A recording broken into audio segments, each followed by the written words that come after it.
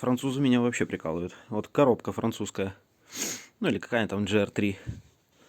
Вот если вдруг у вас износился стакан, в котором бегает трипоид, вам вот в обычной коробке, в любой машине, чтобы поменять, нужно просто полуось вытянуть из коробки.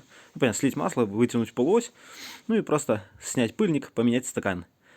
Здесь же в этой коробке, чтобы поменять стаканчик, вам нужно всего лишь располовинить коробку, достать диф, вот этот стакан, снять с дифа тут стопор и достать стакан. Ничего сложного. Просто разобрать коробку по запчастям, чтобы поменять стаканчик. Рено